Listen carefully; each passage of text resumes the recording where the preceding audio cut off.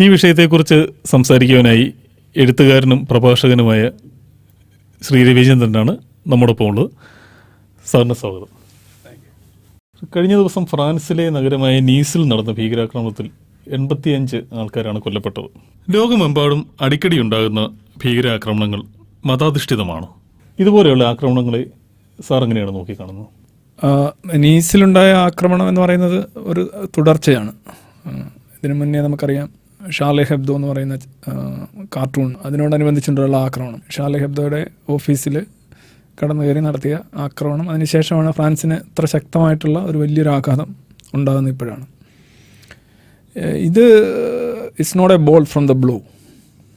ഇത് നിരന്തരമായി സംഭവിക്കുന്നൊരു കാര്യങ്ങളാണ്. താങ്കൾ ചോദിച്ചത് മതവുമായി ബന്ധമുണ്ടോ എന്നുള്ളൊരു ചോദ്യം. അതായത് എപ്പോഴും ഈ അട്രോസിറ്റീസ് അല്ലെന്നുണ്ടെങ്കിൽ അതിക്രമങ്ങളും ഭീകരതയൊക്കെ നടത്തുന്നതിന് ഒരു പ്രത്യയശാസ്ത്രപരമായിട്ടുള്ള ഒരു ഇന്ധനം ആവശ്യമുണ്ട്.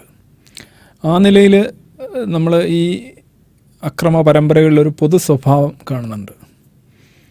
അത് എവിടെ നിന്ന് വരുന്നു എന്നുള്ള ചോദ്യം, നമ്മൾ ഒരു കുറ്റാന്വേഷകനെ പോലെ നമ്മൾ യഥാർത്ഥ പ്രതികളിലേക്ക് അല്ലെങ്കിൽ യഥാർത്ഥ കാരണത്തിലേക്ക് ചെല്ലുമ്പോൾ നമ്മൾ കാണുന്നത് ഈ അക്രമങ്ങളെ കണ്ടോൺ ചെയ്യുന്ന അല്ലെങ്കിൽ അതിൽ തെറ്റില്ല എന്ന് പറയുന്ന ഒരു പ്രത്യയശാസ്ത്രം അല്ലെങ്കിൽ അത്തരത്തിലുള്ള ഒരു നിർദ്ദേശം, ഒരു സ്ക്രിപ്ചർ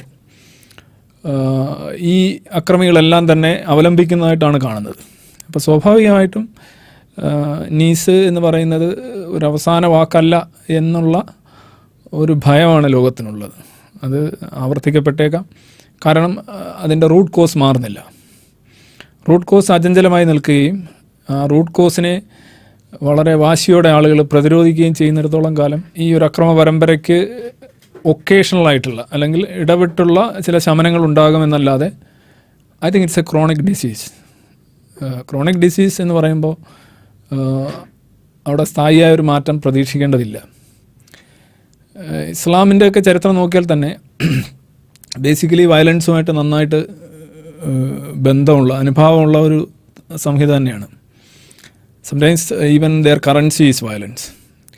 പക്ഷെ അത് ചില സമയങ്ങളിൽ കുറവായിരിക്കും എന്നുള്ളതാണ്. കുറഞ്ഞിരിക്കുന്ന കാലഘട്ടത്തെയാണ് നമ്മൾ പലപ്പോഴും സഹനീയമായ കാലഘട്ടം എന്ന് വിളിക്കുന്നത്. ചില സമയങ്ങളിൽ ഇത് വളരെ വല്ലാതെ വലുതാകുകയും ചെയ്യുന്നുണ്ട്, അസ്വസ്ഥജനകമാവുകയും ചെയ്യുന്നുണ്ട്. അത് അന്യരാജ്യങ്ങളിൽ മാത്രമല്ല നമ്മൾ കാണുന്നത്. പുറത്ത് ഭീതിയും അക്രമവും വിതയ്ക്കുന്നത് പോലെ തന്നെ ഉള്ളിലും ഇസ്ലാം മാത്രമുള്ള രാജ്യങ്ങളും സ്വസ്ഥമല്ല എന്നുള്ള വ്യക്തമാണ്. തുടക്കം തന്നെയാണെങ്കിൽ ഇപ്പോൾ ഇത് അവിശ്വാസികൾക്കെതിരെയുള്ള അവിശ്വാസിയെ ഉണ്ടാക്കുക എന്നുള്ളത് ഇസ്ലാമിലെ ഒരു സ്വർഗാരോഹണത്തിന് ഉള്ള ഒരു അടിസ്ഥാനപരമായിട്ടുള്ള ഒരു ആവശ്യമാണ്. ഈ അവിശ്വാസി എന്ന് പറയുന്ന യഥാർത്ഥത്തിൽ നിരീശ്വരവാദിയൊന്നും അല്ല. അപ്പോൾ അബൂ സുഫിയാൻ എന്ന് പറയുന്ന മുഹമ്മദിൻ്റെ ഏറ്റവും വലിയ ശത്രു, അദ്ദേഹവും അള്ളാഹു എന്ന് പറയുന്ന ദൈവത്തെ വിളിച്ച് തന്നെയാണ് യുദ്ധവിജയത്തിനായിട്ട് പ്രാർത്ഥിച്ചിട്ടുള്ളത്. അന്നവിടെ ഉണ്ടായിരുന്ന മുനാഫിക്കുകളായാലും കാഫറുകളായാലും അവരാരും തന്നെ നിരീശ്വരവാദികളായിരുന്നില്ല. അവർക്കെല്ലാം ദൈവങ്ങളുണ്ടായിരുന്നു. അവരിൽ പലരുടെയും ദൈവം അള്ളാഹു തന്നെയായിരുന്നു. പക്ഷെ അതൊന്നും മുഹമ്മദ് പറഞ്ഞ രീതിയിലുള്ള ഒരു വിശ്വാസമായിരുന്നു, അല്ലെങ്കിൽ മുഹമ്മദിൻ്റെ ആധിപത്യം അംഗീകരിച്ചുകൊണ്ടുള്ള ഒരു വിശ്വാസ രീതി ആയിരുന്നില്ല എന്നുള്ളതാണ്. അപ്പം കപടവിശ്വാസം, അവിശ്വാസം എന്നൊക്കെ പറയുന്നത് ഒരു ഡെഫിനിഷൻ അവർക്കുണ്ട്. ആ ഡെഫിനിഷൻ്റെ പരിധിയിൽ വരാത്ത ആൾക്കാരെയെല്ലാം തന്നെ അവരെല്ലാം നീക്കം ചെയ്യപ്പെടേണ്ടതാണ്. അല്ലെന്നുണ്ടെങ്കിൽ ദാസന്മാരായി, രണ്ടാം കിട പൗരന്മാരായി ജിസയൊക്കെ കൊടുത്ത് ജീവിക്കേണ്ടതാണ് എന്നുള്ള ഒരു പ്രത്യയശാസ്ത്ര പരിസരം ഇസ്ലാമിനുണ്ട്. അത് ആധുനിക യുഗത്തിൽ അതിൻ്റെ യുക്തിഹീനതയും അതിൻ്റെ മാനവികത ഇല്ലായ്മയും ഒക്കെ കണ്ടുകൊണ്ട് തിരുത്തി പരിഷ്കരിച്ച് മുന്നോട്ട് പോകുന്നവരാണ് ഭൂരിഭാഗം ആൾക്കാരും. പക്ഷേ ഇതിങ്ങനെ കിടക്കുന്നതുകൊണ്ട്, തോക്ക് വീട്ടിലിരിക്കുന്നതുകൊണ്ട് വെടിവെക്കാൻ താല്പര്യമുള്ളവർക്ക് എടുത്തു വെച്ച് ചെയ്യാമെന്നുള്ളൊരവസ്ഥയുണ്ട്. അതാണ് ഇതിനകത്ത് പ്രധാന പ്രശ്നം. ഒരു ഇസ്ലാമിക ഭീകരവാദവും ഇസ്ലാമിൻ്റെ സ്ക്രിപ്ചറും ആയിട്ട് അല്ലെങ്കിൽ അതിൻ്റെ പ്രത്യയശാസ്ത്രവുമായിട്ടൊരു, ഞാൻ പലപ്പോഴും പറഞ്ഞിട്ടുള്ള കാര്യമാണ്, ഒരു ഡയറക്റ്റ്, ഒരു സ്ട്രെയിറ്റ് ലൈൻ നമുക്ക് വരയ്ക്കാൻ കഴിയും. ഇസ്ലാമിൽ ഇപ്പോൾ ജനാധിപത്യം അംഗീകരിക്കാൻ ഇസ്ലാമിന് സാധിക്കില്ല, മതേതരത്വം അംഗീകരിക്കാൻ ഇസ്ലാമിന് സാധിക്കില്ല, ലിംഗസമത്വം അംഗീകരിക്കാൻ ഇസ്ലാമിന് സാധിക്കില്ല, അന്യ വിശ്വാസികളെ തുല്യരായി കാണാനും ഇസ്ലാമിന് സാധിക്കില്ല. ഇതൊന്നും അതിൻ്റെ സ്ക്രിപ്ചറലായിട്ട് അതിന് സാധിക്കുന്ന കാര്യങ്ങളേ അല്ല. ഇപ്പോൾ ഹിന്ദു മതത്തിലായാലും അങ്ങനെ തന്നെയാണ് കാര്യങ്ങൾ. ഉദാഹരണമായിട്ട് ബ്രാഹ്മണൻ വായിൽ നിന്നും ക്ഷത്രിയൻ കയ്യിൽ നിന്നും വരുന്നു എന്നൊക്കെ പറയുമ്പോൾ അത് ജനാധിപത്യമല്ല, അതൊരു വരേണ്യവർഗ സർവാധിപത്യമാണ്. ജനാധിപത്യം എന്ന് പറയുമ്പോൾ എല്ലാ പൗരന്മാർക്കും എല്ലാവർക്കും ഈക്വലായിട്ടുള്ള റൈറ്റ്സ് എന്നുള്ളതാണ്. പക്ഷേ ആ ഒരു സ്ക്രിപ്ചറൽ ബാക്ക്ഗ്രൗണ്ടിനെ അതിജീവിച്ചുകൊണ്ടുള്ള പരിഷ്കരണം ഹിന്ദുമതത്തിൽ അവരനുവദിച്ചോ അല്ലെങ്കിൽ അനുവദിക്കാതെയോ നടന്നു എന്നുള്ളതാണ്. ക്രിസ്ത്യാനിറ്റിയിലും യഥാർത്ഥത്തിൽ അത്തരത്തിലെ ചില പരിഷ്കരണങ്ങൾ നടന്നിട്ടുണ്ട്. ഇപ്പോൾ കുരിശുയുദ്ധങ്ങൾ, പക്ഷേ ഇന്നത്തെ ആയുധങ്ങൾ കുരിശുയുദ്ധക്കാരുടെ കയ്യിൽ ഉണ്ടായിരുന്നെങ്കിൽ എന്തായിരിക്കും സംഭവിക്കുമെന്ന് നമുക്ക് പ്രവചിക്കാൻ സാധിക്കില്ല. അത്രയ്ക്ക് നാശം അവരുണ്ടാക്കുമായിരുന്നു. പക്ഷെ ആ മതം ഒരുപാട് കാലികമായി പരിഷ്കരിക്കപ്പെട്ടു എന്നുള്ള ഒരു വാസ്തവമാണ്. ഒരുപക്ഷെ ഇന്നത്തെ സെക്യുലറിസം എന്ന് പറയുന്ന ആശയം തന്നെ വരുന്നത് ഒരു ഭൂരിപക്ഷ ക്രിസ്ത്യൻ രാജ്യങ്ങളുടെ ഒരു നിലപാടായിട്ടാണ് വരുന്നത്. ദൈവത്തിനുള്ളത് ദൈവത്തിനും സീസറിനുള്ളത് സീസറിനും എന്ന ബൈബിൾ വാക്യം തന്നെ മതേതരത്വത്തിന് അല്ലെങ്കിൽ സെക്യുലറിസത്തിൻ്റെ ഫൗണ്ടെയിൻ സ്പ്രിങ് ആയിട്ട് പൊളിറ്റിക്കലായിട്ട് മാറ്റുകയായിരുന്നു. അതായത് സ്റ്റേറ്റ് ആൻഡ് ചർച്ച് സെപ്പറേഷൻ. ജൂതമതത്തിലും സമാനമാണ് കാര്യങ്ങൾ. അവർക്ക് സ്റ്റേറ്റിനെയും ചർച്ചിനെയും രണ്ടായി കാണാൻ കഴിയുന്നു. പക്ഷേ അൺഫോർച്ചുനേറ്റ്ലി ഇസ്ലാമിൽ അത് സാധിക്കില്ല. ഇസ്ലാമിൽ സ്റ്റേറ്റും ചർച്ചും രണ്ടല്ലെന്ന് മാത്രമല്ല, എവിടെയെങ്കിലും ആണ് എങ്കിൽ അത് തിരിച്ചു പിടിക്കാനായിട്ടുള്ള സമരത്തിലാണ്. ഇപ്പോൾ ടർക്കിയൊക്കെ അതിനോട് അടുത്തുകൊണ്ടിരിക്കുകയാണ്. ടർക്കിയിൽ സ്റ്റേറ്റിൽ നിന്ന് ചർച്ചിനെ വിഘടിപ്പിച്ച് മാറ്റിയതാണ് ടർക്കി ഒരു മോഡേൺ രാജ്യമാകാനുള്ള പ്രധാന കാരണം. നമ്മൾ രാഷ്ട്രീയപരമായിട്ട് നോക്കുകയാണെന്നുണ്ടെങ്കിൽ മതം മാത്രം ഭക്ഷിച്ച് ജീവിക്കുന്ന ഒരു രാജ്യത്തും ശാന്തിയും സമാധാനവും ഇല്ല, പുരോഗതിയും ഇല്ല എന്ന് കാണാൻ കഴിയും. അത് ബംഗ്ലാദേശ് ആയാലും കൊള്ളാം, സോമാലിയ ആയാലും കൊള്ളാം. എക്സ്ട്രീം റിലീജിയസിറ്റി എന്ന് പറയുന്നത് ആ ഒരു ജനത രക്ഷപ്പെടില്ല, പ്രത്യേകിച്ച് ആധുനിക യുഗത്തിൽ. പിന്നെ ഒരു പ്രത്യേകതയുള്ളത്, കനത്ത സമ്പത്തുണ്ടെങ്കിൽ, നിക്ഷേപങ്ങളുണ്ടെങ്കിൽ എക്സ്ട്രീം റിലീജിയോസിറ്റി കൊണ്ടും രക്ഷപ്പെട്ടു പോകും. അതായത് കോടതി, ഭരണകർത്താക്കൾ, പണം, ഇത് മൂന്നും നിങ്ങൾക്കുണ്ടെങ്കിൽ എന്ത് അതിക്രമവും കാണിച്ച് ജീവിക്കാമെന്ന് പറയുന്നതാണ്. നല്ല രീതിയിൽ സമ്പത്തുണ്ടെങ്കിൽ ഈ മതപരമായിട്ടുള്ള ഒരു അവസ്ഥ അറിയാതെ തന്നെ പുരോഗമനം, അതിപ്പോൾ ഗൾഫ് രാജ്യങ്ങളൊക്കെ നോക്കിക്കഴിഞ്ഞാൽ കാണാൻ കഴിയും. അവിടെ ശക്തമായ മതമുണ്ട്, ഇഷ്ടം പോലെ പണമുണ്ട്. ഈ പണത്തിൻ്റെ ആധിക്യവും അതിൻ്റെ ഒരു പ്രഭയും കാരണം അതൊരു സോമാലിയ അല്ല എന്ന് നമ്മൾ കരുതുന്നു, അതൊരു ബംഗ്ലാദേശ് അല്ല എന്ന് നമ്മൾ കരുതുന്നു. പക്ഷെ അടിസ്ഥാനപരമായിട്ട് അത് ബംഗ്ലാദേശോ അല്ലെങ്കിൽ അതിനേക്കാൾ മോശമാണ്. പണം കൊണ്ട് പല കാര്യങ്ങളും നമുക്ക് AC യിൽ സഞ്ചരിച്ചുകൊണ്ട്, അത്യാധുനികമായിട്ടുള്ള ഉപകരണങ്ങൾ ഉപയോഗിച്ചുകൊണ്ട് നമുക്ക് മതപരമായി ജീവിക്കാം. അതുകൊണ്ട് യഥാർത്ഥത്തിൽ അടിസ്ഥാനം അതിൻ്റെ കോറായിട്ട് അതിൻ്റെ സോഫ്റ്റ്വെയർ ഡെവലപ്പ് ചെയ്യുന്നില്ല, അത് റീഫോം ചെയ്യുന്നില്ല. അതിപ്പോഴും വളരെ പ്രാചീനമായ 7-ാം നൂറ്റാണ്ടിലെ സോഫ്റ്റ്വെയറിലാണ്. പക്ഷേ ഹാർഡ്വെയർ മാറിയിട്ടുണ്ട്. നിങ്ങളൊരു വലിയ കമ്പ്യൂട്ടറിൽ, ഒരു സൂപ്പർ കമ്പ്യൂട്ടറിൽ നിങ്ങൾ വളരെ പരിമിതമായിട്ടുള്ള ഒരു സോഫ്റ്റ്വെയർ ഇട്ട് റൺ ചെയ്താൽ എങ്ങനെയിരിക്കും? It will look good, but it's not good. അതാണ് സംഭവിക്കുന്നത്. മതത്തിന് ഭീകരവാദമില്ല, ഭീകരവാദിക്ക് മതമില്ല, സമീപകാലത്ത് ഉയർന്നു കേൾക്കുന്നൊരു പ്രസ്താവനയാണ്. ഇത്തരമൊരു പ്രസ്താവനയിൽ എത്രമാത്രം കഴമ്പുണ്ട്? അതിപ്പോൾ ഒരു തമാശയായി മാറിയിട്ടുണ്ടെന്നാണ് എൻ്റെ ഒരു തോന്നലല്ല. അതിപ്പോൾ ആരും അങ്ങനെ അധികം പറയാറില്ല. പക്ഷേ ഒന്ന് ആലോചിച്ച് നോക്കണം, അതിനകത്ത് രണ്ട് കാര്യങ്ങൾ. ഒന്ന്, it has become A cliché. മാത്രമല്ല അതിനകത്തൊരു വെറൈറ്റി പോലും ഓഫർ ചെയ്യാൻ അവർക്ക് കഴിയുന്നില്ല. ശക്തമായ മതാധിപത്യമുള്ള സമൂഹങ്ങളിലാണ് ഇത്തരം പ്രസ്താവനകൾ വരിക. ഭീകരവാദിക്ക് മതമില്ല എന്ന് പറയുമ്പോൾ വളരെ പ്ലെയിനായിട്ടൊരു ചോദ്യം ചോദിക്കുകയാണ്, പിന്നെ അവൻ എന്താണുള്ളത്? അവന് ഒരു ഭീകരവാദം എന്ന് പറയുന്നത് തന്നെ ഒരു മാനവിക വിരുദ്ധമായിട്ടുള്ള, മറ്റൊരുത്തനെ പൊട്ടിത്തെറിപ്പിച്ചുകൊണ്ട്, അവനെ നശിപ്പിച്ചുകൊണ്ട്, അവൻ്റെ കഴുത്തറുത്തുകൊണ്ട് മതപരമായ നേട്ടത്തിനായി ജീവിക്കുന്നു എന്നുള്ളതാണല്ലോ അതിൻ്റെ അടിസ്ഥാനം. അപ്പം അതിൽ മതമില്ലെങ്കിൽ പിന്നെ എന്താ ഉള്ളത്? വേറെ എന്തെങ്കിലും ആരാണ് ആ ഒരു നിങ്ങളതിനൊരു കാരണം അല്ലെങ്കിൽ ഒരു പ്രതിസ്ഥാനത്ത് എന്തെങ്കിലും കാണുകയാണെങ്കിൽ എന്തെങ്കിലും കാണണമല്ലോ. തിരിച്ചു പറയുന്നു, മതത്തിന് ഭീകരവാദമില്ല. മതത്തിന് ഭീകരവാദമില്ല എന്നുള്ളതിൻ്റെ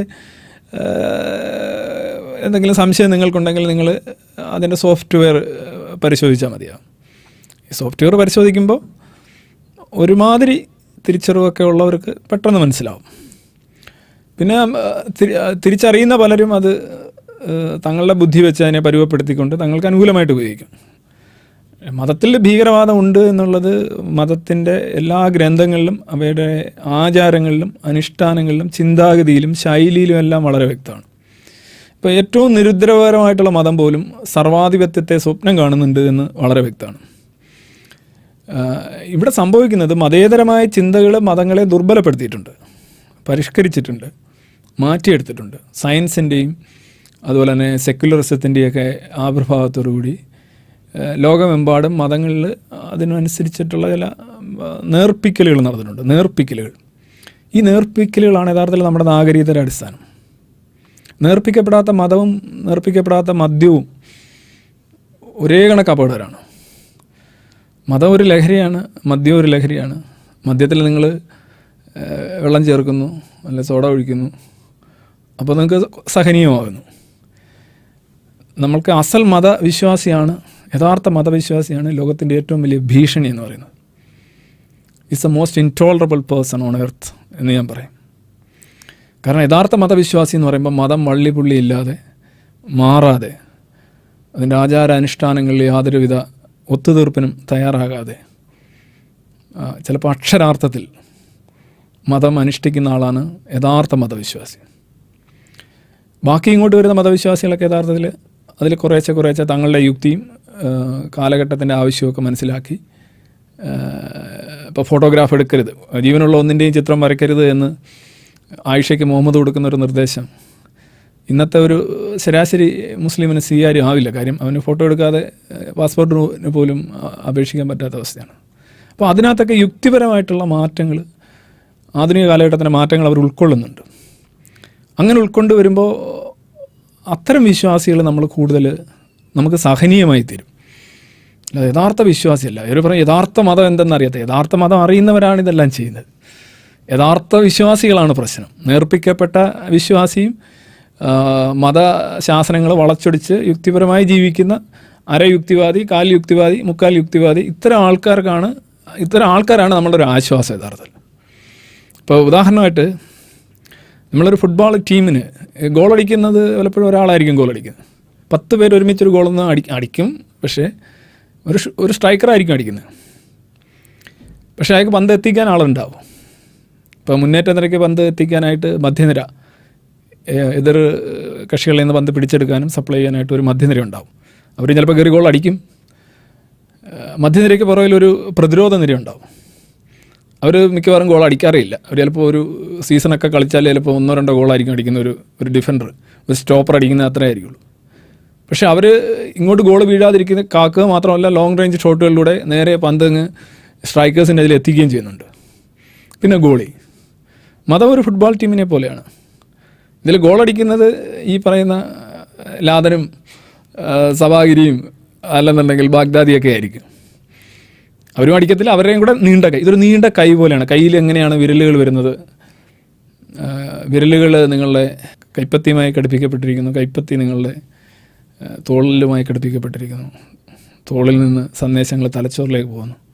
ഈ തലച്ചോറാണ് സോഫ്റ്റ്വെയർ. അപ്പം നിങ്ങൾ ഈ ഫ്രണ്ടിലുള്ള സ്ട്രൈക്കേഴ്സ് എന്ന് പറഞ്ഞാൽ അനാഥരല്ല. ഭീകരർ അനാഥരായി കഴിഞ്ഞാൽ അവരൊരു ഭീകരവാദം നടത്തില്ല. അവർ പോയി എന്തെങ്കിലും പണിയെടുത്ത് ജീവിക്കും. ഭീകരർ അനാഥരല്ല, അവർ സനാതനരാണ്. അവർ സംരക്ഷിക്കപ്പെടുന്നുണ്ട്, അവർ ആദരിക്കപ്പെടുന്നുണ്ട്, പരസ്യമായി ആദരിക്കപ്പെടുന്നുണ്ട്, ഉള്ളിൽ ആദരിക്കപ്പെടുന്നുണ്ട്, രഹസ്യമായ സഹായങ്ങൾ അവർക്ക് കിട്ടുന്നുണ്ട്. ഇതൊക്കെ തന്നെയാണ് ഇതിൻ്റെ വളർച്ചയെ പ്രോത്സാഹിപ്പിക്കുന്നത്. ഇതില്ല എന്നുണ്ടെങ്കിൽ, ഇല്ല എന്ന് പറയുന്നതും ഇല്ലാതിരിക്കുന്നതും തമ്മിൽ വലിയ വ്യത്യാസമുണ്ട്. ഇപ്പോൾ എല്ലാവരും ഇല്ല എന്ന് പറയുന്നുണ്ട്, വീണ്ടും ഇത് സംഭവിക്കുന്നുണ്ട്. അതാണ് ഞാൻ പറഞ്ഞ അടിസ്ഥാനപരമായ കാരണത്തെ അഡ്രസ്സ് ചെയ്യാതെ വെറുതെ നമ്മൾ ഈവൻ മിതവാദികൾ എന്ന് പറയുന്ന ആൾക്കാർ നടത്തുന്ന അർത്ഥശൂന്യമായിട്ടുള്ള പ്രതിരോധങ്ങൾ പോലും യഥാർത്ഥത്തിൽ ഭീകരവാദത്തെ സാധൂകരിക്കുന്നതാണ്. ഇപ്പോൾ ഒരു ഭീകരവാദം നടക്കുമ്പോൾ അത് ഇസ്ലാമിലായാലും ഹിന്ദു മതത്തിലായാലും കുറേ ആൾക്കാരെ ചെയ്യുന്നുണ്ടാവും, എല്ലാവർക്കും അറിയാം. അപ്പോൾ അവർക്കൊരു കൃത്യമായ നിലപാടെടുക്കുക. പക്ഷെ പലപ്പോഴും എന്താ ചെയ്യുന്നത്? ഭീകരവാദിയുടെ ഏതെങ്കിലും ഒരു മതം ഒറ്റപ്പെടുത്തിയായിട്ട് കേട്ടിട്ടുണ്ടോ?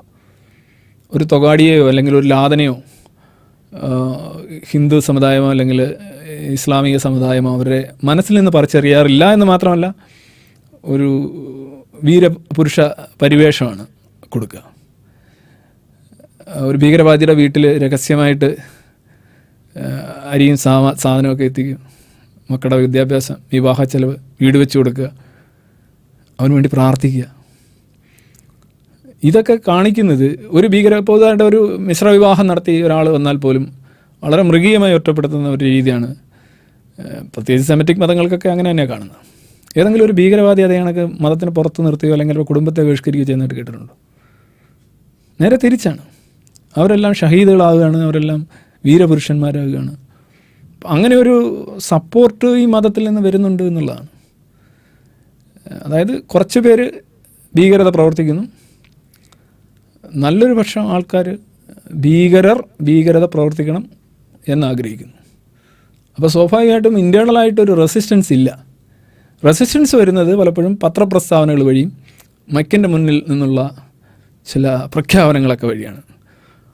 അത് ശരിക്കും ഇറ്റ് ഈസ് യൂസ്ലെസ്. അതൊരു മാറ്റം ഉണ്ടാക്കില്ല. കാര്യം അടിസ്ഥാനപരമായിട്ട് ഈ സപ്ലൈ ലൈൻസ് എല്ലാം ഓണാണ്.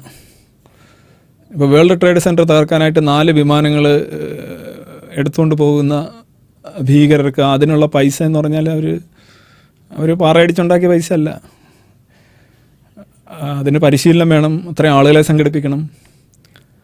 അപ്പം ഇതിലൊന്നും പങ്കെടുക്കാത്ത വലിയ ധനാട്യന്മാരുടെ കോടികൾ അങ്ങോട്ട് ഒഴുകിയെങ്കിൽ മാത്രമേ മാസങ്ങളോളം നിൽക്കുന്ന ആസൂത്രണം നടന്നെങ്കിലേ അത് നടക്കുള്ളൂ. ഇന്നലെ തന്നെ ഇപ്പോൾ നീസിലെ കാര്യം ഇപ്പോൾ താങ്കൾ ചോദിച്ചു. ആ ട്രക്ക് എന്ന് പറയുന്ന ആ ട്രക്കിനകത്ത driver he was driving and he was shooting at the same time. വണ്ടി ഓടിച്ചുകൊണ്ട് തന്നെ വെടിവെച്ചുകൊണ്ടിരിക്കുകയാണ്. അപ്പോൾ ഈ 2 സ്കില്ലും ഒരേ കണക്ക് ഡെവലപ്പ് ചെയ്യുക, പിന്നെ തലച്ചോറിൽ മതത്തിൻ്റെ അന്ധത കയറ്റുക, ഇതൊക്കെ എത്ര നാളെടുക്കുന്ന ഒരു കാര്യം. ഒരു മനുഷ്യനെ ആദ്യം മൃഗമാക്കി തീർക്കുക, അല്ലെങ്കിൽ ഒരു മതവിശ്വാസിയാക്കി തീർക്കുക, കടുത്ത മതവിശ്വാസിയാക്കി തീർക്കുക, എന്നിട്ട് അവൻ്റെ സ്കിൽസ് ഡെവലപ്പ് ചെയ്യുക. അതൊരു വലിയ പ്ലാൻഡ് ആയിട്ടുള്ള ഒരു ചെയിൻ ഓഫ് ഈവൻസിൻ്റെ അവസാനമാണ് ഇത് സംഭവിക്കുന്നത്. അല്ലാതെ ആ വ്യക്തിയൊക്കെ യഥാർത്ഥത്തിൽ ഒരു ടൂളാണ്. നമ്മൾ പല ജിഹാദികളെയും കണ്ടിട്ടുണ്ട്. ഒരു അവസാനം കരഞ്ഞ് നിലവിളിച്ചിട്ട്, ഞാനൊരു വീഡിയോ എടുത്തിടക്കുന്നുണ്ട്. ഒരു ഉക്രൈനാണെന്ന് തോന്നുന്നു, ജോർജിയനോ ഉക്രൈൻ പുള്ളി ഷൂട്ട് ചെയ്തു അവസാന നിമിഷം ഒരു ട്രക്കുമായിട്ട് പോകുന്നത്. അയാളുടെ മുഖമൊന്ന് കാണും, പക്ഷേ അയാൾക്ക് പിന്മാറാൻ പറ്റില്ല. പിന്മാറിക്കഴിഞ്ഞാൽ അവന്മാർ തന്നെ പൊട്ടിക്കും. അപ്പോൾ ഇറ്റ്സ് ഒരു സ്പോൺസേഡ് സീരിയലാണ് ടെററിസം. അല്ലാതെ ഏതെങ്കിലും പുസ്തകം വായിച്ചിട്ട് വ്യക്തികൾ ചെന്നിട്ട് ചുമ്മാതെ വെടിവെച്ച് കളിക്കുന്നതൊന്നുമല്ല. It is assisted, it is supported, it is abetted, it is endorsed, it's a sponsored serial. മതത്തിനുള്ളിൽ തന്നെ സംഭവിക്കുന്ന ഒരു നവോത്ഥാനത്തിനോ പരിഷ്കരണത്തിനോ ഇത്തരം തീവ്രവാദ പ്രവണതകളെ ഇല്ലാതാക്കാൻ സാധിക്കില്ലേ? മതനവോത്ഥാനം ഞാൻ ആലോചിക്കുന്നത്, പണ്ട് സന്ദീപാനന്ദഗിരി എന്നോട് പറഞ്ഞ ഒരു കാര്യമാണ്. പുള്ളി പറഞ്ഞൊരു കാര്യം, സാർ നിങ്ങൾ പറയുന്ന കാര്യങ്ങളൊക്കെ ശരിയുണ്ടാവാം, ശരിയാണെന്ന് തന്നെ വെച്ചോളൂ, പക്ഷെ എന്നാലും ഒരിക്കലും വിശ്വാസികൾ അത് സ്വീകരിക്കില്ല. പക്ഷെ നമ്മൾ പറയുമ്പോൾ, അദ്ദേഹം സ്വയം അങ്ങനെയാണ് വിളിക്കുന്നത്, നമ്മൾ പറയുമ്പോൾ അത് ആളുകൾ ശ്രദ്ധിക്കും, അവർ അതിനനുസരിച്ചുള്ള മാറ്റം വരുത്തും. അങ്ങനെ അദ്ദേഹം ഒരു അനാളജിയും പറയും, ഒരു ഉപമയും പറഞ്ഞു. അതായത് ഒരു ട്രാഫിക് ഐലൻഡിൽ ഒരു ട്രാഫിക് പോലീസുകാരൻ, അയാൾ എത്ര മോശമായിക്കോട്ടെ, അയാൾ യൂണിഫോം ഇട്ടുകൊണ്ട് കുറച്ച് ആക്ഷൻ കാണിക്കുമ്പോൾ വലിയ വണ്ടികളും ട്രക്കുകളും എല്ലാം വന്ന് അത് കേൾക്കും, കാണും, അനുസരിക്കും ഒക്കെ പോകും. നിങ്ങൾ കുറച്ചുകൂടി ഇങ്ങോട്ട് മാറിയുന്ന സൂട്ടും കൂട്ടും ഒക്കെ ഇട്ടുകൊണ്ട് വലിയ ട്രാഫിക് നിയമങ്ങളൊക്കെ പഠിച്ചിട്ട് വന്ന് കൈയും കാലും കാണിച്ച് നിങ്ങളെ പിടിച്ച് വേറെ എവിടെയെങ്കിലും കൊണ്ടുപോകും. ഇതാണ് ഇദ്ദേഹം പറഞ്ഞത്. അപ്പം ഇത് കൊണ്ട് ഉദ്ദേശിക്കുന്നത് മതത്തിനുള്ളിൽ നിന്നുള്ള നവീകരണങ്ങൾ, മത നേതാക്കൾ, റീഫോർമേഷൻസ്, ഇതൊക്കെ വലിയ മാറ്റങ്ങൾ കൊണ്ടുവരും എന്നുള്ള ഒരു വാദമാണ് അദ്ദേഹം ഉന്നയിച്ചത്. പൊതുവിൽ ഉന്നയിക്കപ്പെടാറുള്ളൊരു വാദമാണ്. അപ്പം ഞാൻ അദ്ദേഹത്തോട് തിരിച്ചു പറഞ്ഞൊരു കാര്യം, നിങ്ങൾ ട്രാഫിക് സിഗ്നലൊക്കെ യൂണിഫോം ഇട്ടുകൊണ്ട് കാണിക്കാം, നിങ്ങളെപ്പോൾ റോങ് സിഗ്നൽസ് കാണിച്ചു തുടങ്ങണം, പിന്നെ നിങ്ങൾ ട്രാഫിക് പോലീസ് തന്നെ അല്ല. നിങ്ങളുടെ ഉടുപ്പും വലിച്ചേറി, നിങ്ങളുടെ യൂണിഫോം വലിച്ചേറി നിങ്ങളെ എത്തിക്കേണ്ടടുത്ത് എത്തിക്കും. ആ ഒരു ജോലിയും കൂടെ അവർ ചെയ്യും. മതനവോത്ഥാന നടത്തുന്നവരോ അല്ലെ മതപരിഷ്കരണം നടത്തുന്നവർക്കോ അവരുടെ ആയുസ് എന്ന് പറയുന്നത് ബാക്ടീരിയ കണക്കാണ്. ഈ പോഷക പദാർത്ഥങ്ങൾ തീരുമ്പോൾ ബാക്ടീരിയ മരിക്കുക, ആഹാരമാണ് യഥാർത്ഥത്തിൽ ആ സാധനം. അപ്പം മതത്തിന് വിരുദ്ധമാണ് എന്ന് തോന്നുമ്പോൾ അത് സന്ദീപാനന്ദഗിരി ആയാലും ചേകന്നൂരായാലും ലോകമെമ്പാടുമായിട്ടുള്ള മതത്തിൽ യഥാർത്ഥ മാറ്റങ്ങൾ, യഥാർത്ഥ പരിഷ്കരണം വരുത്തണമെന്ന് കരുതിയിരുന്നവർ എല്ലാം തന്നെ മതത്തിന് പുറത്തു പോവുകയും അവർ ദുരന്തങ്ങളായി മാറുകയാണ് ചെയ്തിട്ടുള്ളത്. പിന്നെ തൊട്ടുതേപ്പുകൾ എന്ന് പറയുന്ന ഐറ്റമുണ്ട്. അതായത് ഇപ്പോൾ ഒരു കാര്യം നിങ്ങൾ എന്താ പറയുക, ഒരു ഗ്ലാസ് പകുതി ശൂന്യമാണ് എന്ന് പറയുന്നതിനെ പകുതി നിറഞ്ഞിട്ടുണ്ടല്ലോ എന്ന് മാറ്റി പറയുക, രണ്ടും ഒന്ന് തന്നെയാണ്.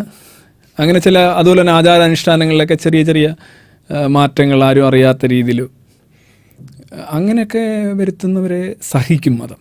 പക്ഷേ അതിൻ്റെ ഒരു ടോളറൻസ് കഴിഞ്ഞ് യഥാർത്ഥ മാറ്റങ്ങളിലേക്ക് പോകുന്ന ആൾക്കാരെ മതം, അതായത് മതപരിഷ്കർത്താക്കൾക്കൊന്നും വലിയ മാറ്റമൊന്നും വരുത്താൻ പറ്റിയിട്ടില്ല. വിവേകാനന്ദൻ നിർത്തലാക്കിയ അന്ധവിശ്വാസം ഇതാണ്. അതുപോലെ തന്നെ ഇപ്പോൾ ശ്രീനാരായണ ഗുരു, അദ്ദേഹം പൊളിറ്റിക്കലായിട്ട് വലിയൊരു വിപ്ലവമാണ് ഈഴവ ശിവനെ ബ്രാഹ്മണ ശിവന് പകരം പ്രദർശിക്കുന്നതിലൂടെ നടത്തിയത്. അതിനകത്ത് സംശയമില്ല, അതിൻ്റെ പൊളിറ്റിക്കൽ സിഗ്നിഫിക്കൻസ് വളരെ വലുതാണ്. പക്ഷെ അവിടെ വരുന്നതെന്ന് പറഞ്ഞാൽ വിഗ്രഹാരാധന അല്ലെങ്കിൽ വിഗ്രഹത്തോട് പ്രാർത്ഥിക്കുക എന്ന് പറയുന്നത് സാധുവായ ഒരു കാര്യമാണ്, അതെല്ലാവർക്കും ചെയ്യാം എന്നുള്ള ഒരു സന്ദേശം മാത്രമേ അവിടെ വരുന്നുള്ളൂ. അപ്പോൾ അടിസ്ഥാനപരമായിട്ട് നാരായണ ഗുരു മതത്തെ പരിഷ്കരിക്കുന്നില്ല. ഇനി ഈ അവസാന കാലഘട്ടത്തിലെ ആചാരങ്ങൾ, അതായത് ഈ ശവം അടക്കുന്നതിനെക്കുറിച്ച് എന്ത് വേണമെന്നൊരാൾ ചെന്ന് നാരായണ ഗുരുവിനോട് ചോദിക്കുമ്പോൾ വെട്ടിക്കൂട്ടി ചക്കിലിട്ടാട്ടി വളമായിട്ട് ഉപയോഗിക്കുമെന്നും അദ്ദേഹം പറയുന്നുണ്ട്. പക്ഷെ അങ്ങനെ കുറേ വാക്കുകളും കുറച്ച് പ്രബോധനങ്ങളും അദ്ദേഹത്തിൽ നിന്ന് കാണാൻ കഴിയും. പക്ഷെ നിങ്ങൾ മനസ്സിലാക്കുന്ന ഒരു കാര്യം, അതൊന്നും ഒരിക്കലും ഈ മതത്തെ ഒട്ടും സ്വാധീനിച്ചിട്ടില്ല. അതൊക്കെ പൊക്കിക്കൊണ്ട് നടക്കുന്നത് സെക്കുലറിസ്റ്റുകളോ അല്ലെങ്കിൽ നിരീശ്വരവാദികളോ അങ്ങനെയുള്ളവരാണത് പറയുന്നത്. ഈ മതത്തിൽ അതിന് യാതൊരു സ്വാധീനമില്ല.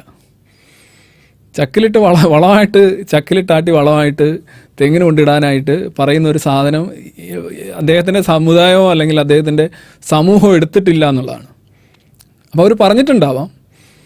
അപ്പോൾ അതുകൊണ്ട് മതത്തിനുള്ളിൽ നിന്നുകൊണ്ടൊരു വലിയ മാറ്റമൊക്കെ വരുത്താം എന്ന് ആരെങ്കിലുമൊക്കെ കരുതിയിട്ടുണ്ടെങ്കിൽ അവർ നിർഭാഗ്യവശാൽ, അല്ലെന്നുണ്ടെങ്കിൽ ആ മതം അത്രമാത്രം പോളിഷ്ഡ് ആയിരിക്കണം, റിഫൈൻഡ് ആയിരിക്കണം.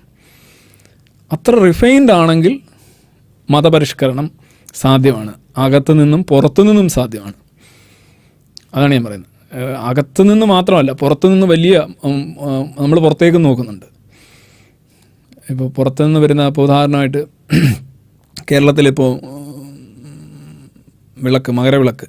മകരവിളക്ക് കാണാനായിട്ട് മലയാളികൾ പൊതുവെ പോകാറില്ല.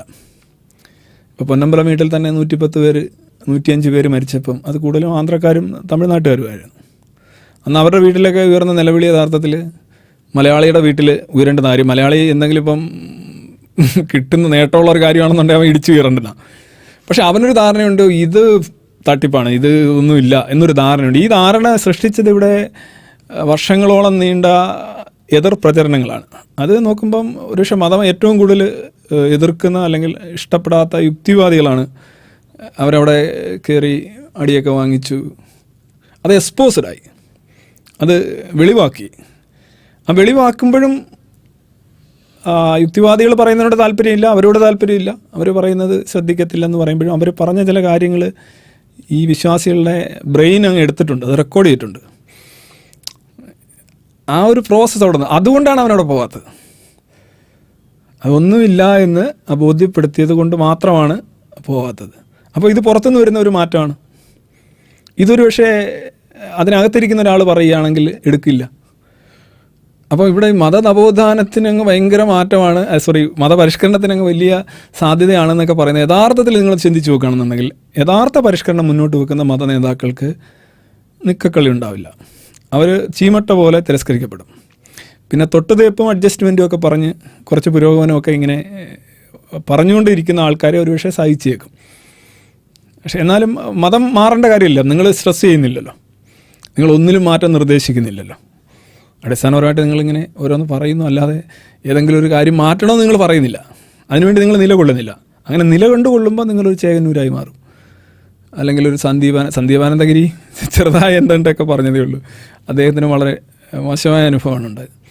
എല്ലാ മതപരിഷ്കർത്താക്കളുടെയും ഭാവി അത് തന്നെയായിരിക്കും. അല്ലെങ്കിൽ മതങ്ങൾ അല്ലാതെ തന്നെ പരിഷ്കരിക്കപ്പെടണം. അതിന് ഞാൻ ഉദ്ദേശിക്കുന്നത് മതപരിഷ്കർത്താക്കൾ ഉള്ളിലുള്ളവർക്കൊരു റോളുണ്ട്, അതോടൊപ്പം തന്നെ പുറത്തു നിന്നുള്ളവർക്കും ഒരു റോളുണ്ട്. ഇസ്ലാമിനെ ആയാലും ഹിന്ദുത്വത്തെ ആയാലും പുറത്തു നിന്നുള്ളവർക്ക് വിമർശിക്കാം, അകത്തു നിന്നുള്ളവർക്ക് വിമർശിക്കുക എന്ന് പറയുമ്പോൾ സ്വാഭാവികമായിട്ടും ഗുണകരമായ ഒരുപാട് മാറ്റങ്ങളുണ്ടാവും. ഇവിടെ പ്രശ്നം എന്ന് പറഞ്ഞു കഴിഞ്ഞാൽ രണ്ട് രീതിയിലുള്ള വിമർശനങ്ങൾ ഞങ്ങൾക്ക് താങ്ങാനാവില്ല എന്ന് മതങ്ങൾ പ്രഖ്യാപിക്കുമ്പോൾ ഉള്ള പ്രശ്നമാണ്. അത് ഏറ്റവും കൂടുതൽ അങ്ങനെ താങ്ങാത്ത മതമായിരിക്കും ഏറ്റവും ഭീകരമായ മതമായി വരിക. ഒരിക്കലും അടിച്ചു വാരാത്ത മുറിയിലായിരിക്കും ഏറ്റവും കൂടുതൽ പാമ്പ് മുട്ടയിടുക, അല്ലേ? ഏറ്റവും കൂടുതൽ ചലന്തി വല കൂട്ടുക അത്തരം മുറികളിലായിരിക്കും. അത് ഈ താങ്കളുടെ പരിഷ്കരണവാദം അതിനുള്ളിൽ നിന്ന് വരുന്നു എന്നൊക്കെ പറയുന്ന അടിസ്ഥാനപരമായിട്ട് എനിക്ക് പറയാനുള്ളതാണ്, മതത്തെ പരിഷ്കരിക്കാൻ ശ്രമിച്ചവരാരും തന്നെ അതിനകത്ത് നിലനിന്ന് പോയിട്ടില്ല. പിന്നെ അല്ലാതെ അറിയപ്പെടുന്ന പല പരിഷ്കർത്താക്കളും കാര്യമായ പരിഷ്കരണമൊന്നും അതിൻ്റെ കോർ ഫിലോസഫിയിലൊന്നും കൊണ്ടുവന്നിട്ടില്ല. പിന്നെ കാലികമായ മാറ്റങ്ങൾ ഉണ്ടായിട്ടുണ്ടാകും. ഇപ്പോൾ ആദ്യമായി മെഡിക്കൽ കോളേജ് ഇന്ത്യയിൽ കൊണ്ടുവരുന്നു, ഹിന്ദുക്കൾ കീറി മുറിക്കുന്ന മെഡിക്കൽ കോളേജ് കൊണ്ടുവന്നപ്പോൾ അത് എന്തുമാത്രം പ്രതിഷേധമായിരുന്നു. ആദ്യമായി ഹിന്ദുക്കളുടെ വിവാഹപ്രായം 10 നിന്ന് 11 ആക്കിയപ്പോൾ ബാലഗംഗാധര തിലകനൊക്കെ പൊട്ടിത്തെറിക്കുകയായിരുന്നു. കടൽ കടന്നു പോകാൻ ഹിന്ദുക്കൾ ശ്രമിച്ചപ്പോൾ എന്തുമാത്രം ഔട്ട്റേജാണ് ഇവിടെ ഉണ്ടായത്. പക്ഷേ ഇത് കാലത്തിന് മുന്നിൽ പിടിച്ചു നീക്കാൻ കഴിയാത്ത വാദങ്ങളായതുകൊണ്ട് സ്വാഭാവികമായിട്ട് ഇതെല്ലാം തള്ളിപ്പോയി. ഇതിനെതിരെയൊന്നും മതം പ്രതിഷേധിക്കാത്തത് കൊണ്ടല്ല, ഹിന്ദുക്കളുടെ വിവാഹപ്രായം കൂട്ടിയത് ഹിന്ദുക്കളെല്ലാവരും അങ്ങനെ തീരുമാനിച്ചുകൊണ്ടല്ല, ഹിന്ദുക്കൾ കടൽ കടക്കാൻ തീരുമാനിച്ചതും ഹിന്ദുക്കൾ അങ്ങനെ ഹിന്ദു മത നേതാക്കന്മാരെല്ലാം കൂടിയെടുത്ത തീരുമാനമല്ല. ബോഡി കീറി മുറിക്കാനുള്ളതായാലും നോക്കിയാലും ഹിന്ദുമതത്തിൻ്റെ ഒരു അംഗീകാരമൊന്നും ഇല്ല അവിടെ. അതൊക്കെ പുറത്തുനിന്ന് വരുന്ന സമ്മർദ്ദങ്ങളാണ്, പക്ഷേ ബാഹ്യ സമ്മർദ്ദങ്ങളെ മതം എത്രമാത്രം ഉൾക്കൊള്ളുന്നു എന്നുള്ളതാണ്. അത് ഉൾക്കൊള്ളാത്തതാണ് പലപ്പോഴും നമുക്ക് ഈ നീസുകളായും ഈ ഷാർലി ഹെബ്ദോകളായും 9/11 ആയിട്ട് മാറുന്നതിൻ്റെ കാരണം. ലോകത്തിലെ എല്ലാ മതങ്ങളും ആക്രമണങ്ങൾക്ക് ആഹ്വാനം ചെയ്യുന്നവയാണ് എന്നാണോ സാർ കരുതുന്നത്? അതോ അവയ്ക്കിടയിൽ ഏറ്റക്കുറച്ചിലുകളുണ്ടോ? അതോ അല്ലെങ്കിൽ എല്ലാ മതങ്ങളും ഒരു നുഖത്തിന് കീഴെ കെട്ടിയ കാളകളാണോ? ആക്രമണത്തിന് ആഹ്വാനം ചെയ്യുന്ന മതങ്ങൾ സ്വാഭാവികമായിട്ടും എല്ലാ മതങ്ങൾക്കും പൊതുവെ ബാധകമായിട്ടുള്ള കാര്യമാണ്. ഇപ്പോൾ പഴയ നിയമത്തിൻ്റെ അത്രയും ഘോരമായിട്ടുള്ള ഒരു മതപുസ്തകം വേറെ ഉണ്ട് എന്ന് ഞാൻ കരുതുന്നില്ല. അതുപോലെ തന്നെ ഗീതയൊക്കെ മുന്നോട്ട് വെക്കുന്നത് വളരെ ഹിംസാത്മകമായിട്ടുള്ള അമാനവികമായിട്ടുള്ള ആശയം തന്നെയാണ്, അതിനകത്തൊന്നും യാതൊരു സംശയമില്ല.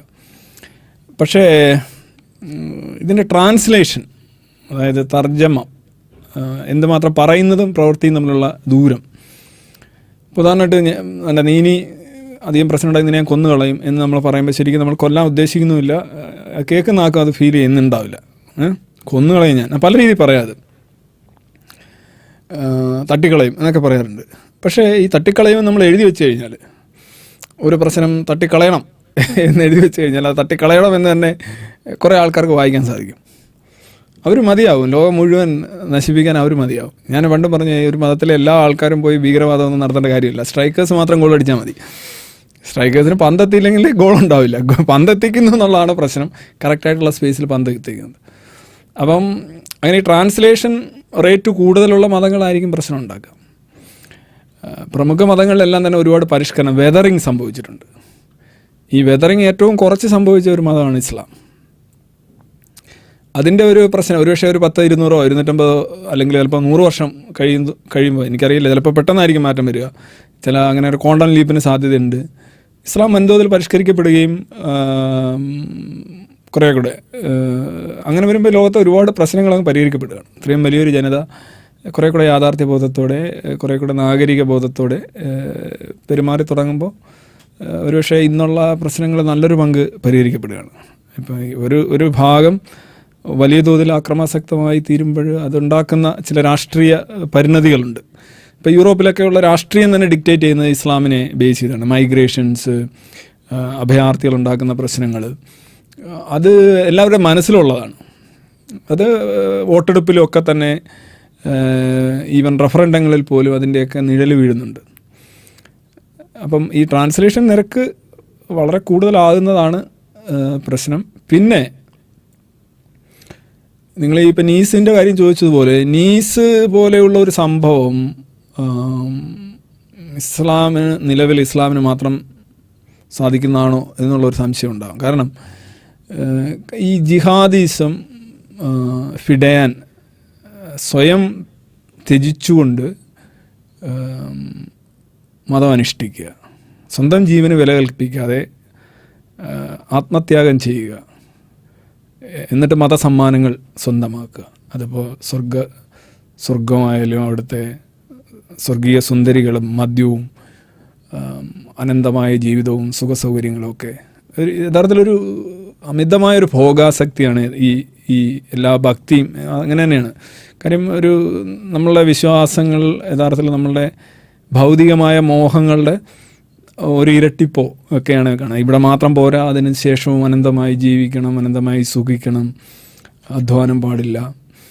ഒരു പ്ലഷർ സീക്കിംഗ് ആണ്, വന്യമായൊരു പ്ലഷർ സീക്കിംഗ് ആണ്. ഇപ്പോൾ പട്ടിണി കിടക്കുന്നത് പോലും തൻ്റെ ത്യാഗം, താൻ ആഹാരം കഴിക്കാതിരിക്കുന്നത് ശ്രദ്ധിക്കുന്ന ഒരു ആകാശമാമനുണ്ട് എന്നും അദ്ദേഹം തനിക്ക് വേണ്ടി മാർഗിടുമെന്നും തനിക്ക് വേണ്ടി പല ഇതും ചെയ്തു തരുമെന്നൊക്കെ ഉള്ള ഒരു അതിഭീകരമായ, അതേസമയം വളരെ ചപലമായിട്ടുള്ള ഒരു വിശ്വാസമാണത്.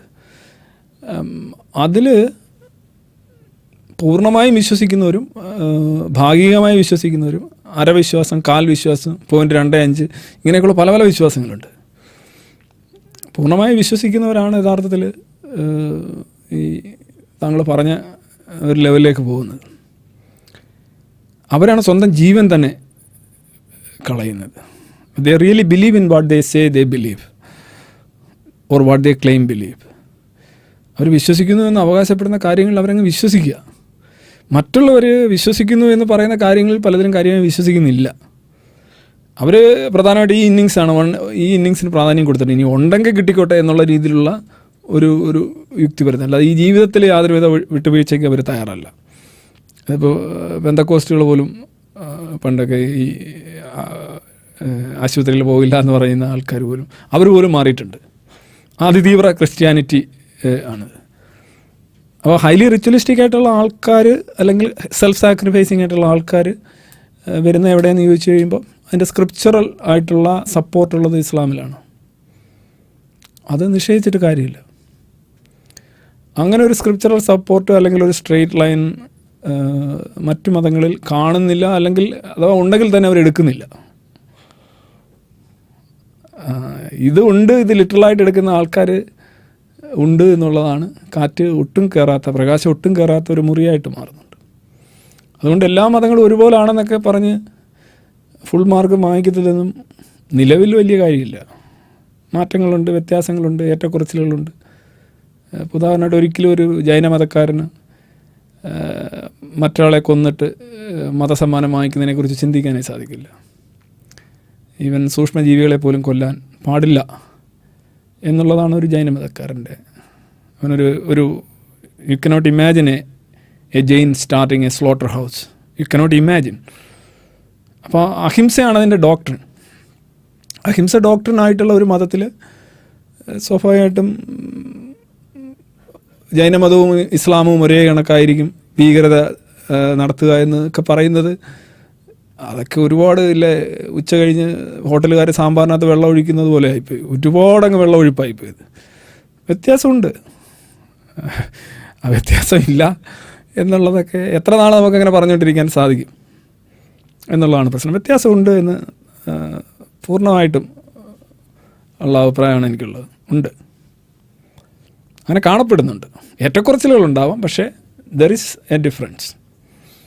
ലോകം ഒറ്റക്കെട്ടായി ജാതി, മതത്തിൻ്റെ, വംശത്തിൻ്റെ, രാജ്യത്തിൻ്റെ അതിരുകൾ ഇല്ലാതെ എല്ലാവരും ഒറ്റക്കെട്ടായിക്കൊണ്ട് IS പോലെയുള്ള ഭീകര സംഘടനയ്ക്കെതിരെ നീങ്ങുന്ന ഒരു കാഴ്ച നമ്മൾ കാണുന്നുണ്ട്. അപ്പോൾ ലോകം മൊത്തം ഇതുപോലെ ഇത്തരം ഒരു വിപത്തിനെതിരെ ഒറ്റക്കെട്ടായിട്ട് നീങ്ങുന്ന ഒരു ശുഭസൂചകമല്ലേ?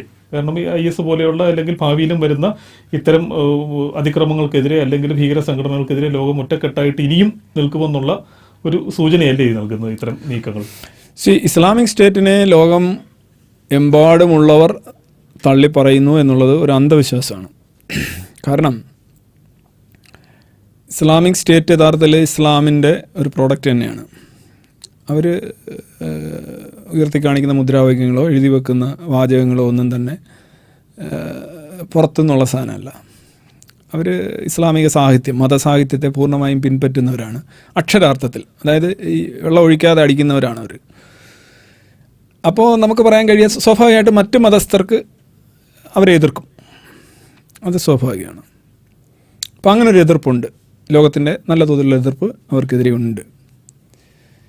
പിന്നീട് നമ്മൾ നോക്കേണ്ടത് ഇസ്ലാമിക സ്റ്റേറ്റ് സ്വന്തം മതത്തിൽ നിന്ന് എന്തുമാത്രം പ്രതിരോധം അല്ലെങ്കിൽ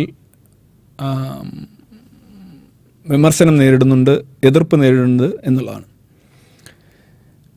വലിയ ശബ്ദങ്ങളുണ്ട്, full of sound and fury signifying nothing. പലരും പ്രസ്താവനകളൊക്കെ ഇറക്കുന്നുണ്ട്. ഈ പ്രസ്താവനകളും എഴുത്തുമൊക്കെ ഉപരിയായിട്ട് യഥാർത്ഥത്തിൽ അങ്ങ് എതിർത്തിരുന്നെങ്കിലോ, യഥാർത്ഥത്തിൽ ആ മതം ഇസ്ലാം ഇത്രയും വലിയൊരു മതം, ഇസ്ലാം ഒരു വലിയൊരു കൂറ്റൻ പത്തേമാരിയാണെങ്കിൽ ഒരു എലി മാത്രമാണ് ഇസ്ലാമിക് സ്റ്റേറ്റ് എന്ന് പറയുന്ന സംഘടന. പത്തേമാരിയിലുള്ള സാധനങ്ങളെ ഈ എലിക്ക് തിന്നാനും പറ്റുള്ളൂ, പോഷകങ്ങളും വെള്ളവും എല്ലാം കിട്ടുന്നത് ഇതിൽ നിന്നാണ്. ഇസ്ലാം എന്ന് മനസ്സ് വിചാരിച്ചു കഴിഞ്ഞാൽ ഒരു ഭീകരവാദം ഉണ്ടാവില്ല, ഒരു ഐസിസും ഇല്ല, ഒരു IS ഇല്ല, ഒരു അൽഖ്വയ്ദയില്ല, ഒന്നും ഉണ്ടാവില്ല. എത്രയോ അതിൻ്റെ പ്രഹരശേഷി, ഇസ്ലാമിൻ്റെ പ്രഹരശേഷി എന്ന് പറയുന്നത്, അല്ലെങ്കിൽ ഒരു മതത്തിൻ്റെ പ്രഹരശേഷി എന്ന് പറഞ്ഞാൽ വളരെ വലുതാണ്.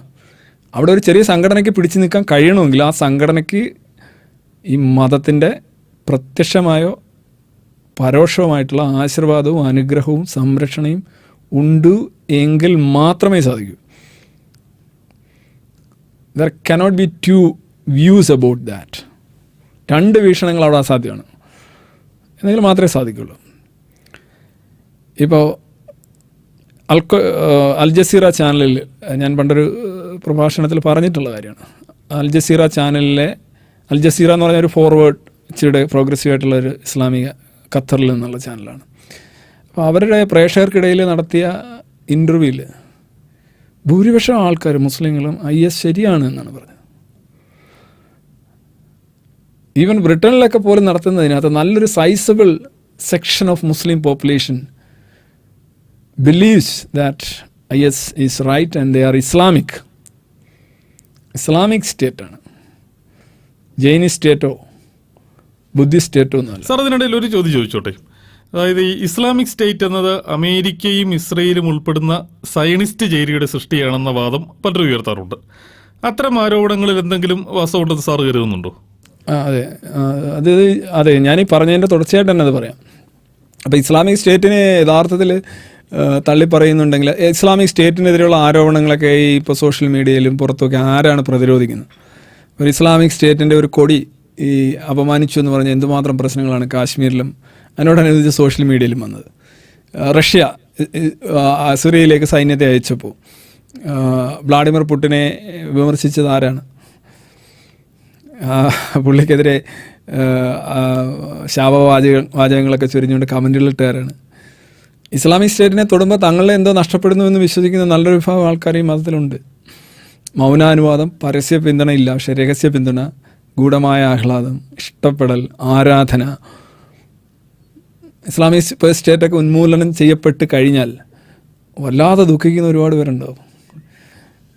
അതുകൊണ്ട് അവരെ പൂർണ്ണമായി അവരെ എതിർക്കപ്പെടുന്നില്ല എന്ന് വളരെ വ്യക്തമല്ലേ. ഇപ്പോൾ അവരിപ്പോൾ ഉദാഹരണമായിട്ട് ഇസ്ലാമിക് സ്റ്റേറ്റ് എത്രയായാലും ഇറാഖ് എന്ന് പറയുന്ന ഒരു ചെറിയ ഒരു ജോഗ്രഫിക്കൽ ഏരിയാസിൽ ആണ് അവരിപ്പോൾ റക്കായിലാണ് അവരുള്ളത്.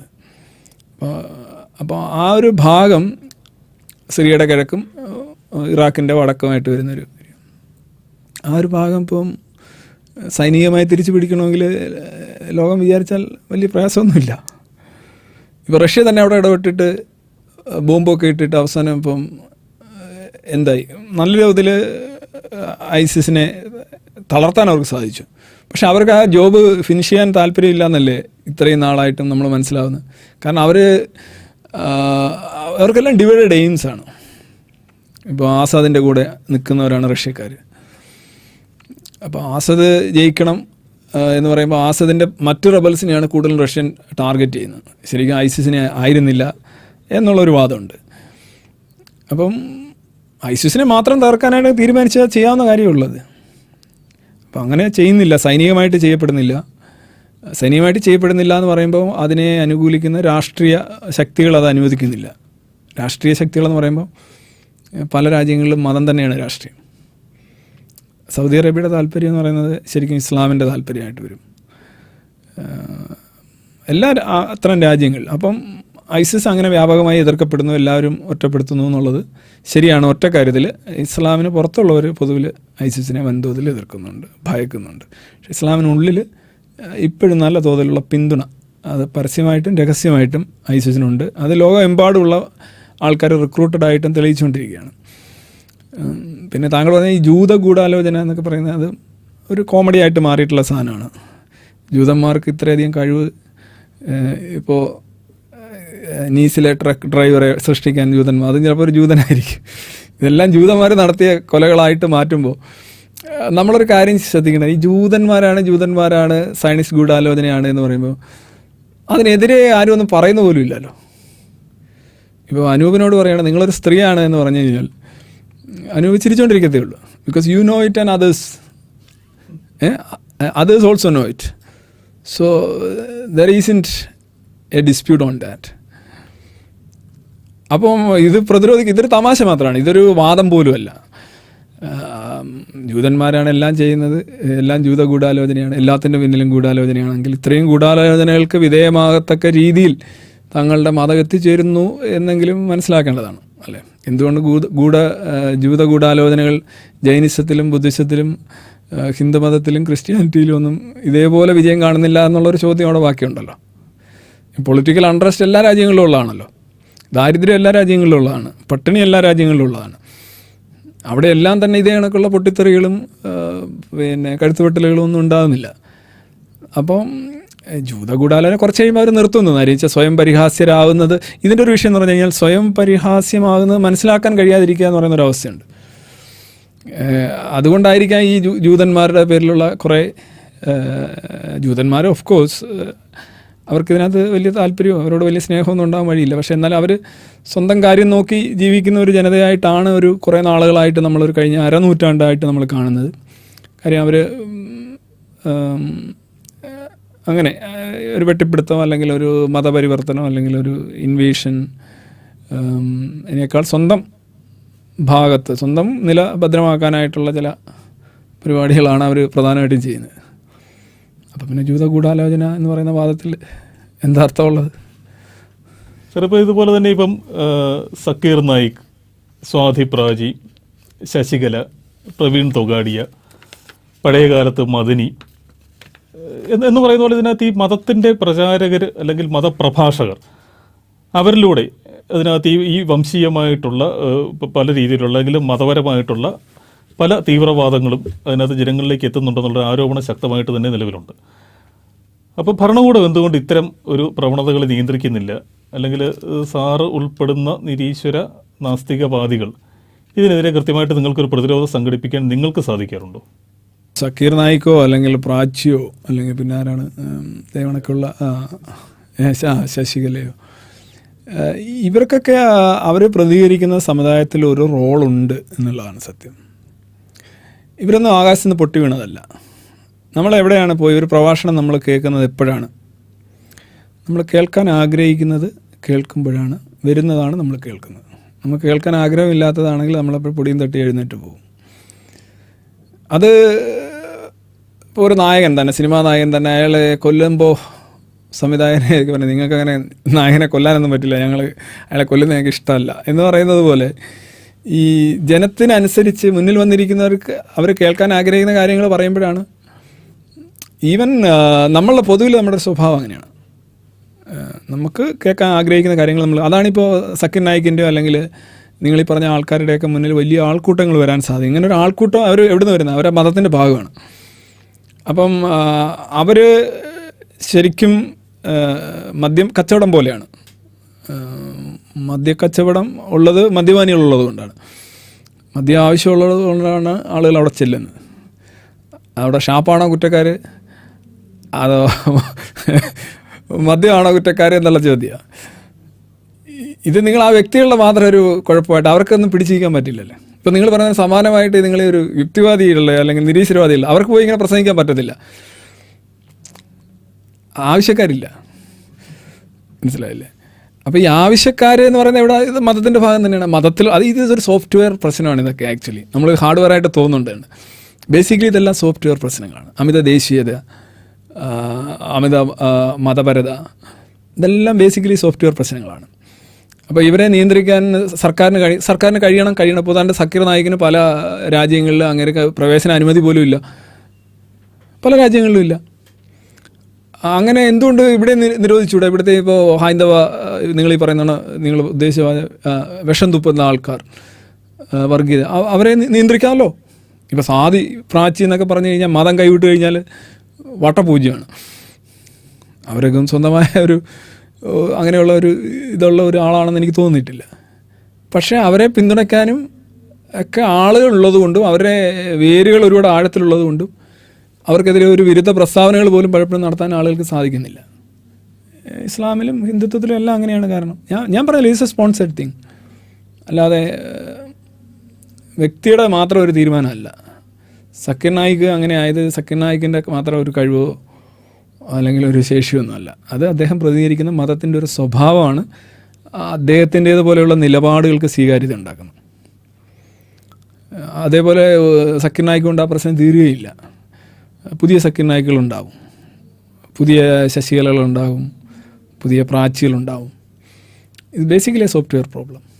സാർ, അവസാനമായി ഒരു ചോദ്യം കൂടി. ഈ ഏകീകൃത സിവിൽ കോഡ് പോലുള്ള ഭരണഘടനാ പരിഷ്കാരങ്ങൾ കൊണ്ടുവരുന്നതിലൂടെ മതങ്ങൾക്കിടയിലെ അന്തരങ്ങൾ കുറയ്ക്കാൻ സാധിക്കുമോ? മാത്രമല്ല, മതപരിവർത്തനം പോലുള്ള കാര്യങ്ങളിൽ ഒരു ബൗദ്ധിക സമൂഹത്തിൻ്റെ നിലപാടുകൾ എന്തായിരിക്കണം? മതപരിവർത്തനം എന്ന് പറഞ്ഞാൽ അതിൻ്റെ ശരിയായ സെൻസിൽ അത് ചെയ്യാനുള്ള അവകാശം എല്ലാവർക്കും ഉണ്ടാവേണ്ട കാര്യമാണ്. മതം എന്ന് പറയുമ്പോൾ ഏതൊരു ശൈലിയിൽ ഏത് കഥ അനുസരിച്ച് ജീവിക്കണമെന്ന് ആളുകൾക്ക് തീരുമാനിക്കാനുള്ള അവകാശം തീർച്ചയായിട്ടും ഉണ്ടാവണം. കഥയും ആശയങ്ങളും ഒക്കെ മനുഷ്യൻ്റെ ചിന്താപരമായിട്ടുള്ളൊരു സ്വാതന്ത്ര്യം ഉണ്ടാവണം. പിന്നീട് മതം അനുഷ്ഠിക്കാനുള്ള സ്വാതന്ത്ര്യം, ഓക്കെ റൈറ്റ്, അത് നമ്മുടെ മതസ്വാതന്ത്ര്യത്തിൽ പറയുന്ന കാര്യം തന്നെയാണ്, അത് ഉണ്ടാകേണ്ട കാര്യം തന്നെയാണ്. ഇനി 3 എന്ന് പറയുന്നത് വ്യക്തികളുടെ അവകാശങ്ങൾ. അതിൽ മതപരമായിട്ടുള്ളൊരു വേർതിരിവ് പാടില്ല. അതിപ്പോൾ BJP നരേന്ദ്രമോദി കൊണ്ടുവന്നാലും, പ്രാച്ചി കൊണ്ടുവന്നാലും, മുലായം സിംഗ് കൊണ്ടുവന്നാലും, അല്ലെങ്കിൽ ഏതെങ്കിലും ഒരു ആൾ കൊണ്ടുവന്നാലും, അത് ബേസിക്കലി അതൊരു എവിടെ ചെന്നാലും സാധുവായ ചില സാധനങ്ങളുണ്ട്. എവിടെ വെള്ളത്തിലിട്ട് കഴിഞ്ഞാൽ എപ്പോഴും പൊങ്ങിക്കിടക്കുന്ന സാധനങ്ങളുണ്ട്. അത് പൊള്ളയാണ് എന്നുള്ളതാണ്. വെള്ളത്തിൽ എവിടെ ഇട്ടാലും താന്നു പോകുന്ന സാധനങ്ങളുണ്ട്, അതിന് വെയിറ്റ് ഉണ്ട് എന്നുള്ളതാണ്. അതേപോലെ എവിടെ ചെന്നാലും അത് ഏത് രീതി നോക്കിയാലും സ്വീകരിക്കപ്പെടുന്ന ഒരു കാര്യമാണ് ഈ തുല്യ അവകാശങ്ങൾ എന്ന് പറയുന്നത്. അപ്പോൾ ഇന്ത്യയിൽ ഇപ്പോൾ ക്രിമിനൽ നിയമം തുല്യമാണ്, എല്ലാവർക്കും പൊതുവെ ബാധകമാണ്, അതിൽ ഹാപ്പിയാണ്. അതിനെക്കുറിച്ച് എന്നാൽ ഇന്ത്യയിലെ ക്രിമിനൽ നിയമം ഞങ്ങളുടെ ആചാരപ്രകാരം വേണമെന്ന് ആരും പറയുന്നുമില്ല. They are happy with the criminal law.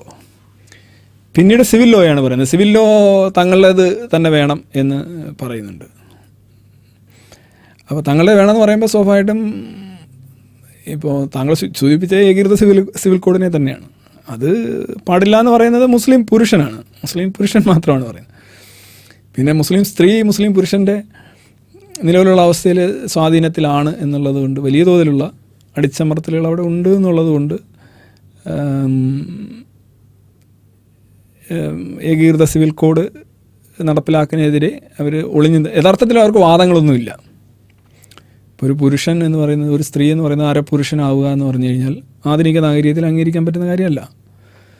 പിന്നെ സ്ത്രീകളും പക്ഷേ സമുദായം ഒറ്റക്കെട്ടായിട്ടാണ് ഇതിനെതിരെ പ്രതിരോധിക്കുന്നുള്ളൊരു പ്രതീതി ജനിപ്പിക്കുന്നത്. കാരണം സ്ത്രീകൾക്ക് വോയിസ് ഇല്ലാത്തത് കൊണ്ട് തന്നെയാണ്. അതിലെ എക്കണോമിക്സിലൊരു തത്വമുണ്ട്, why is a poor country poor എന്ന് ചോദിക്കുന്നുണ്ട്. Poor country is poor because it is poor എന്നാണ് എൻ്റെ മറുപടി, അല്ലേ?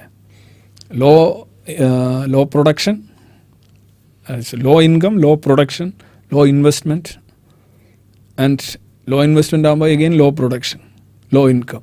Law income means low saving, low saving means low investment, low investment means low production. Again ചാക്രികമായിട്ട് ഇങ്ങനെ പോകും. അപ്പം അതൊരു മനുഷ്യാവകാശ പ്രശ്നം തന്നെയാണ് യഥാർത്ഥത്തിൽ. അതിപ്പോൾ ആരും കൊണ്ടുവന്നില്ല. നല്ല കാര്യം, ശരിയായ കാര്യം ആര് പറഞ്ഞാലും അതിനകത്ത് പൊളിറ്റിക്കൽ ശരിയാണോ അല്ലയോ, BJP അധികാരത്തിൽ വരുമോ, CPM അധികാരത്തിൽ വരുമോ എന്നുള്ള അല്ല പ്രധാനം. മനുഷ്യന് വേണ്ടി മനുഷ്യൻ്റെ എല്ലാ അവകാശങ്ങളും, ചിലപ്പോൾ ഹാൻഡിക്യാപ്ഡ് ആയിട്ടുള്ള ഒരാളുണ്ടാവാം, രോഗിയായിട്ടുള്ള ആളുണ്ടാവാം, ബ്രില്യൻ്റ് ആയിട്ടുള്ള ഒരാളുണ്ടാവാം, ആണുണ്ടാവാം, പെണ്ണുണ്ടാവാം, കുട്ടിയുണ്ടാവാം. ഇവരെല്ലാം വ്യത്യസ്തരാണ്, അത് നമ്മൾ അംഗീകരിക്കുന്നുണ്ട്. അവർ പല കഴിവുകളിലും വ്യത്യാസം ഉണ്ടാവാം, ഒരു ഫാക്കൽറ്റീസ് കപ്പാസിറ്റീസിലെല്ലാം വ്യത്യാസം ഉണ്ടാവാം. പക്ഷേ അവർക്ക് തുല്യ അവകാശങ്ങൾ വേണം. അവരുടെ അധികാരങ്ങൾ, റൈറ്റ്സിൻ്റെ കാര്യത്തിൽ നമുക്ക് വിട്ടുവീഴ്ച ചെയ്യാൻ പറ്റില്ല. എല്ലാവർക്കും ഒരു വോട്ട് എന്ന് പറയുന്നത് അത് ഇത്ര വലിയ മനോഹരമായിട്ടുള്ളൊരാശയമാണ്. അതുപോലെ ആയിരിക്കണം. അതാണ് ഏകീകൃത സിവിൽ കോഡ് എന്ന് പറയുമ്പോൾ രാജ്യത്തെ പൗരന്മാർക്കെല്ലാം irrespective caste, creed, language, community, gender, you are giving equal rights. അതിനെയൊക്കെ എതിർക്കാൻ കഴിയുക എന്ന് പറയുന്നതിന് ഒരു മാനസികമായിട്ടുള്ള ഒരു പിന്നാക്കാവസ്ഥയാണ്. അതാണ് എനിക്ക് പറയാനുള്ളത്.